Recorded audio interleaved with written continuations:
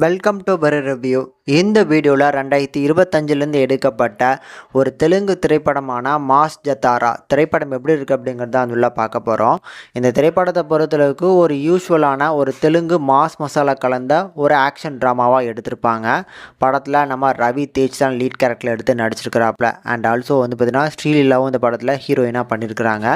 எப்படி இருக்குங்கிறத பார்க்கலாம். ஃபஸ்ட்டு கதைன்னு எடுக்கும்போது ரவி தேஜ் இந்த படத்தில் ஒரு ரயில்வே போலீஸ் ஆஃபீஸராக வராரு. ஸோ இவருக்கு ட்ரான்ஸ்ஃபர் கொடுத்து ஒரு புது ஸ்டேஷனுக்கு போடுறாங்க.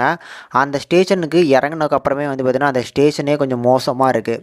கிட்டத்தட்ட ஸ்டேஷனே பார்த்திங்கன்னா குப்பை கிடங்கு மாதிரி பார்த்திங்கன்னா மாடு அது இதுன்னு சொல்லி எல்லாமே கிடக்கு. பத்தாத குறைக்கு பார்த்திங்கன்னா அந்த ஸ்டேஷன் ஓரமாக கஞ்சா விற்றுக்கிட்டும் கஞ்சா அடிச்சுக்கிட்டு இருக்கக்கூடிய கும்பலை பிடிச்சிக்கிட்டு போலீஸ் ஸ்டேஷனில் போய் இவங்களை அரெஸ்ட் பண்ணுங்கன்னு சொல்லி கேஸ் போட சொன்னால் அவங்களும் பார்த்திங்கன்னா கேஸ் போட மாட்டேங்கிறாங்க.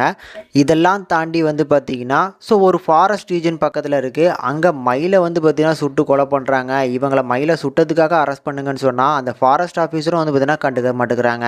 இதெல்லாமே கண்டுக்காமல் இருக்கிறதுக்கு காரணம் பார்த்திங்கன்னா அந்த ஊர்லேயே ஒரு பெரிய வில்லனாக சுற்றிட்டு இருக்கக்கூடிய நம்ம ரவிச்சந்திரா. ஸோ இவரை பொறுத்தளவுக்கு ஷீலாவதி அப்படிங்கிற கஞ்சா நெட்வொர்க்கே அங்கே அந்த ஊருக்குள்ளே நடத்திக்கிட்டு இருக்காப்புல. ஸோ இதனாலே பார்த்திங்கன்னா யாரும் இவரை கண்டுக்க மாட்டாங்க. இவரோட கேங்கையும் பார்த்திங்கன்னா கண்டுக்க மாட்டாங்க. இவங்க கேங்குக்கு எதிராக நம்ம ஹீரோ இதுக்கப்புறம் என்னெல்லாம் பண்ண போகிறாரு அப்படிங்கிற அந்த பிளாட்டை சுற்றி இந்த படத்தோட கதையை எடுத்திருப்பாங்க. இந்த படத்தை பொறுத்தளவுக்கு எப்படி இருந்துச்சு அப்படின்னா, நான் ஏற்கனவே சொன்ன மாதிரி ஒரு யூஸ்வலான மாஸ் மசாலா கலந்த ஒரு ஆக்ஷன் ட்ராமாவாக ப்ரெசென்ட் பண்ணியிருப்பாங்க. ரவி தேஜாவோட பர்ஃபார்மன்ஸ் வழக்கமான ஒரு பர்ஃபார்மன்ஸ் தான். எல்லா படத்துலையுமே இதே மாதிரியான ஒரு பர்ஃபார்மன்ஸ் இதே மாதிரியான லுக்கில் தான் வராரு. இந்த படத்தில் ஒரு கேரக்டர் புது கேரக்டராக பண்ணியிருந்தாலுமே எனக்கு பார்த்தீங்கன்னா ஒரு யூஸ்வலான படம் பார்க்குற மாதிரி தான் எனக்கு ஃபீல் கிடச்சிது. அண்ட் ஸ்ரீலீலாவை இந்த படத்தில் யூஸ் பண்ண விதம் எனக்கு கரெக்டாக அந்த கேரக்டருக்கு இவங்க ஒரு ஃபிட்டான ஒரு ஆள் மாதிரி எனக்கு ஃபீல் ஆகலை.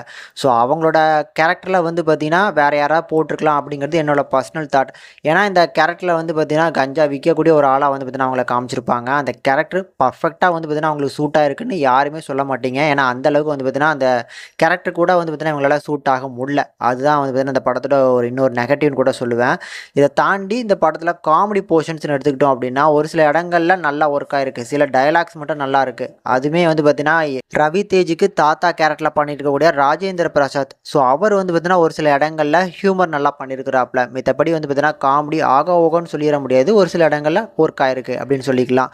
இதுக்கப்புறம் நடுவில் 1-2 சாங்ஸ் அப்படின்னு சொல்லி ஒரு வழக்கமான மாஸ் மசாலா கலந்த படத்துக்கு என்னெல்லாம் வேணுமோ அதுக்கேற்ற மாதிரியான ஆக்ஷன் சொல்லி எல்லாமே பிளான் பண்ணி பண்ணியிருக்கிறாங்க.